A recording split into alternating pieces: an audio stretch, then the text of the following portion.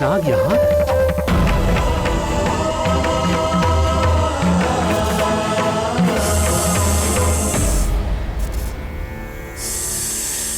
अर्थात मनु ने अपना कार्य साथ दिया।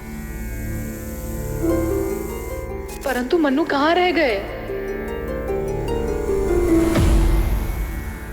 आर्य कहीं दिखाई नहीं दे रहे हैं। मेरे स्वामी कहाँ हैं? मैं भूखा था तो मनु ने मेरा आहार बनना स्वीकार किया।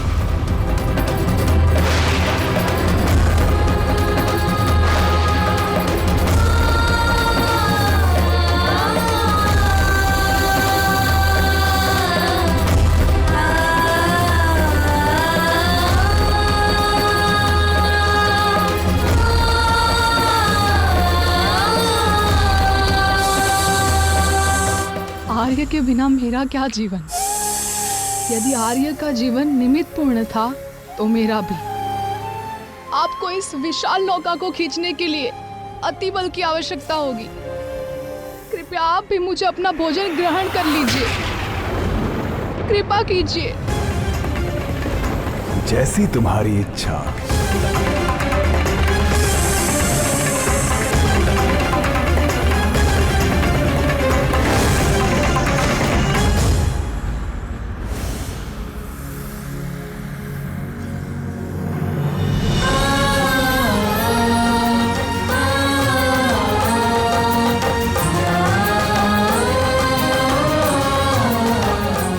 धर्मो रक्षिते रक्षिता। तुमने अंतिम समय तक धर्म की रक्षा की। स्वयं के प्राणों की चिंता किए बिना तुमने मुझे भोजन दिया, तो मैं तुम्हें कैसे खा सकता था? मैंने तुम्हें ग्रहण नहीं किया, अपितु तुम्हें शरण दी थी, क्योंकि जिस मार्ग से तुम आए थे वो लौटने योग्य नहीं बचा था।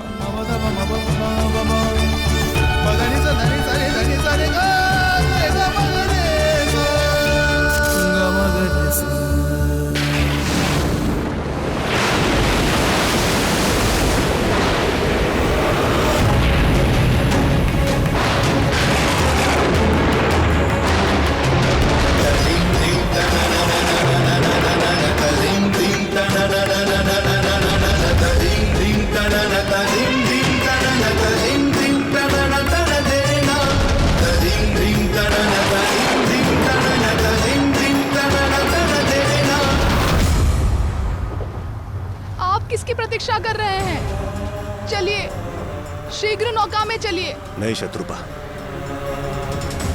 तुम जाओ, मैं कहीं नहीं जाऊंगा। मेरा स्थान यही है। आप क्या कह रहे हैं राजन? शीघ्र आइए, समय कम है। मैंने निर्णय कर लिया है, मैं इस नौका में नहीं जाऊंगा।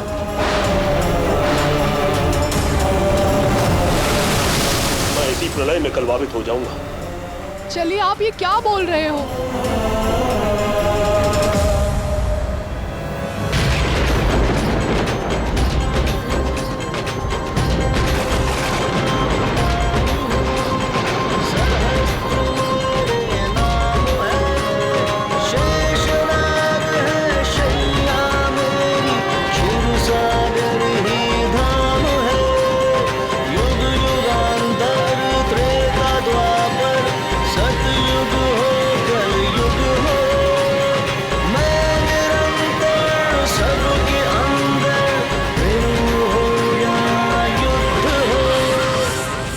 दूर आकर, इतने यत्न करके आज अंतिम पग पर अपनी नियति से यूं मुंह क्यों मोड़ रहे हो मनु?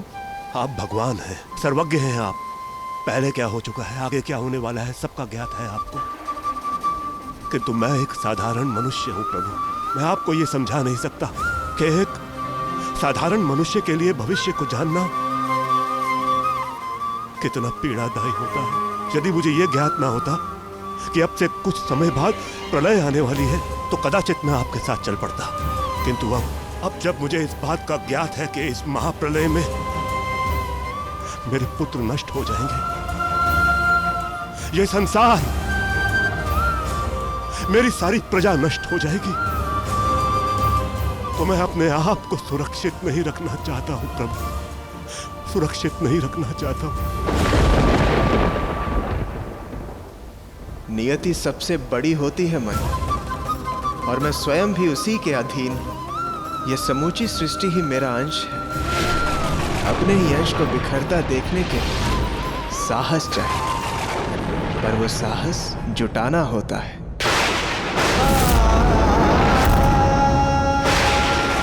जो होना है मैं स्वयं उसे टाल नहीं सकता।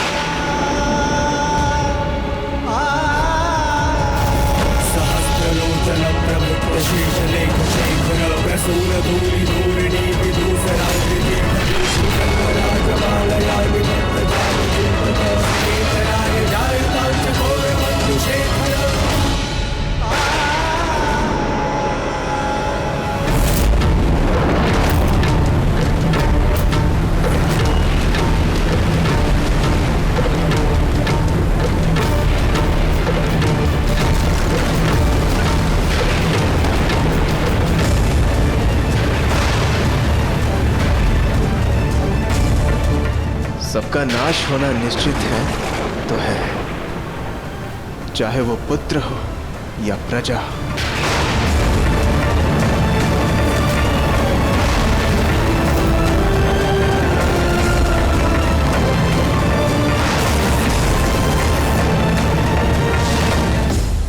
आपके लिए ये सब कुछ देखना सहज है। मैं एक साधारण मनुष्य हूं। मैं ये सब नहीं देख पाऊंगा प्रभु, नहीं देख पाऊंगा। ईश्वर के लिए क्या सरल है और मनुष्य के लिए क्या कठिन, ये तो शब्दों में मैं भी तुम्हें नहीं समझा सकता। किंतु मेरा विश्वास करो, इस यात्रा के अंत में तुम्हें सभी प्रश्नों के उत्तर मिल जाएंगे। अब मुझ पर विश्वास करो और बढ़ाओ अपना पग इस नौका की ओर।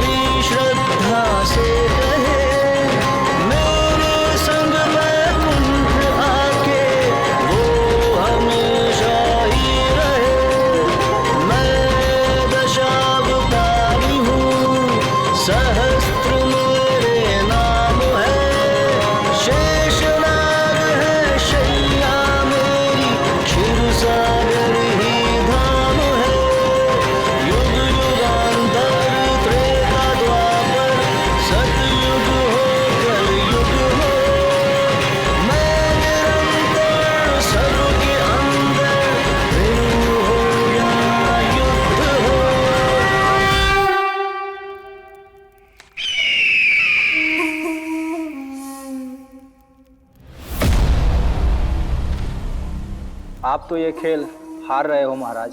खेल तो वो देव खेलते हैं, जब मन करे सृष्टि रचते हैं, और जब मन भर जाए तब प्रलय। अब सृष्टि का अंत हमारे लिए लाभकारी है, पाताल को कुछ नहीं होगा और अब हम देवताओं से अधिक शक्तिशाली होंगे।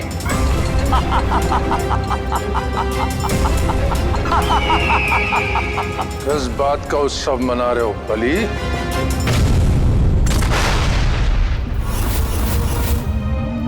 प्रलय का उत्सव है आचार्य। हमने अंतिम क्षण पर मनु की नौका को जला दिया और अब इस प्रलय के साथ ही मनुष्यों का अंत हो जाएगा और फिर राक्षस राज आरंभ।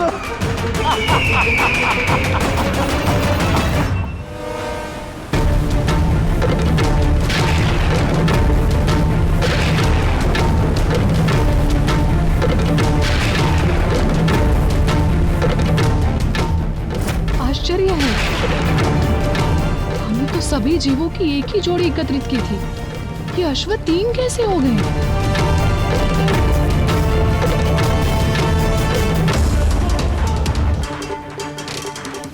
यदि नारायण की यही इच्छा है तो ये अश्व भी हमारे साथ ही जाएंगे।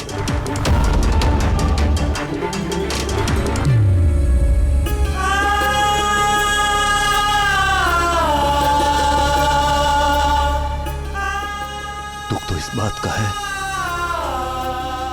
कि हम अपने पुत्रों और अपनी प्रजा के प्राण नहीं बचा सके।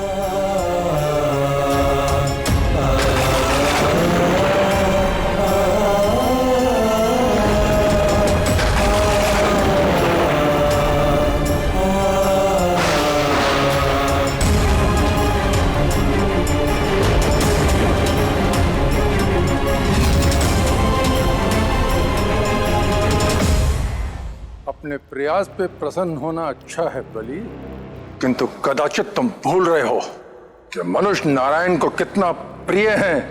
ये मैं कैसे भूल सकता हूँ गुरुदेव। नारायण में श्रद्धा है, पर उन्होंने प्रसाद सदा मनुष्यों को दिया। मैंने सदा उन्हें प्रणिपत किया, पर उन्होंने मेरी प्रजा के साथ पक्षपात किया। हर बार युद्ध में उन्होंने इस भक्त बलि के विरुद्ध देवों का साथ दिया, और जब इस पर भी बात नहीं बनी तो उन्होंने हमें नीचा दिखाने के लिए उन तुच्छ मनुष्य को ज्ञान दे दिया, जिससे वो हमसे उच्च हो गए, हमसे अधिक शक्तिशाली हो गए। किंतु नहीं, मैं असुर राज हूं और असुरों के हित के लिए मैं नारायण को भी पराजित कर दूंगा। फिर तो तुम्हें केवल नारायण के छल को समझना होगा, हर पल उससे आगे रहना होगा, उससे एक पग आगे की सोचनी होगी। नारायण ने सृष्टि का बीज बचा लिया है। मनु और उसकी पत्नी अभी भी जीवित है। मनु ने पूरा नौका बना ली है और अब अपनी पत्नी के साथ उसी नौका पर है। दो तुच्छ मनुष्य से हमें क्या भय? भला वो कैसे धर्म की स्थापना कर सकते हैं?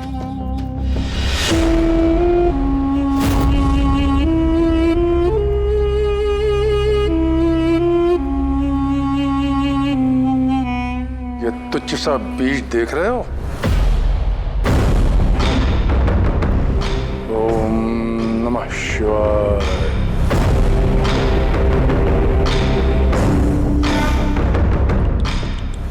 ओम नमः शिवाय।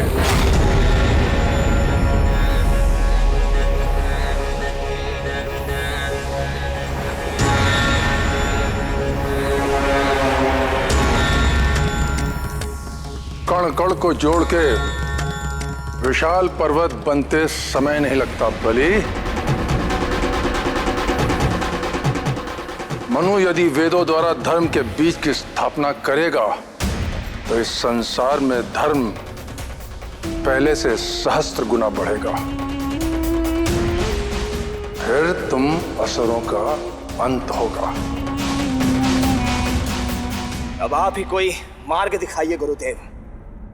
हमने तो ज्ञान के लोभ के लिए वेदों को भी चुरा लिया, तो नारायण ने हमारे सारे परिश्रम पर प्रलय ला दी। अब आप ही बताएं क्या करें।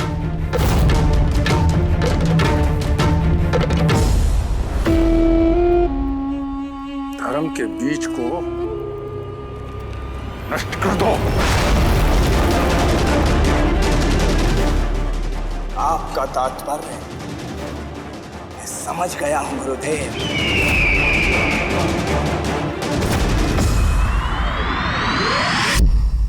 ओम नमो नारायण, ओम नमो नारायण, ओम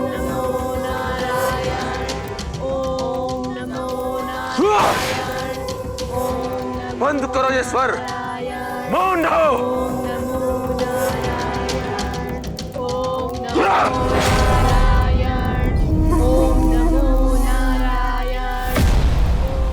पता नहीं महाराज बलि ने इस कार्य के लिए हमें ही क्यों चुना। कब से कह रहा हूं कि मौन हो जाओ, किंतु ये चारों वे चुप होने का नाम ही नहीं ले रहे। शांति क्या था? तुम दोनों भली भांति जानते हो मैंने तुम दोनों को ही इस कार्य के लिए क्यों चुना। मधु कैटअप,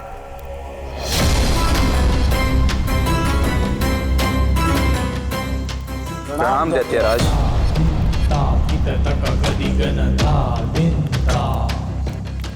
हमने तुम दोनों को इसलिए चुना क्योंकि तुम दोनों देवों का अंश हो, किंतु अब अपने असुरी व्यवहार को सिद्ध करने का समय आ गया।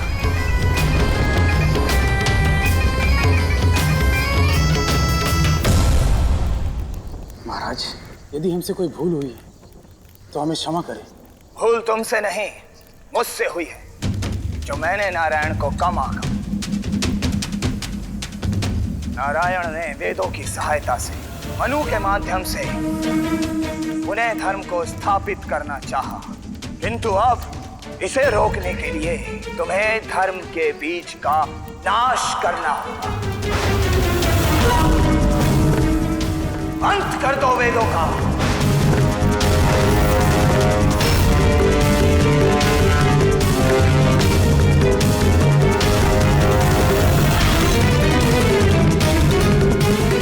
जैसे आपकी आज्ञा दैत्यराज।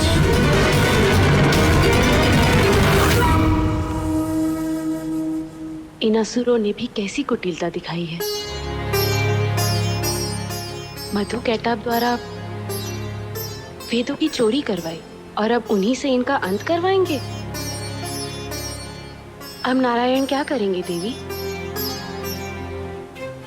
ये तो मैं नहीं जानती देवी,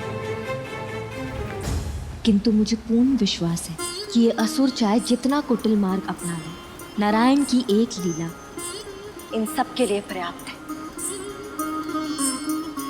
देखिए ना किस प्रकार उन्होंने मत्स्य का रूप धारण कर जीवन की धारा की रक्षा की है। कदाचित उसी प्रकार इन्होंने वेदों की रक्षा का भी कोई ना कोई उपाय सोच ही रखा होगा।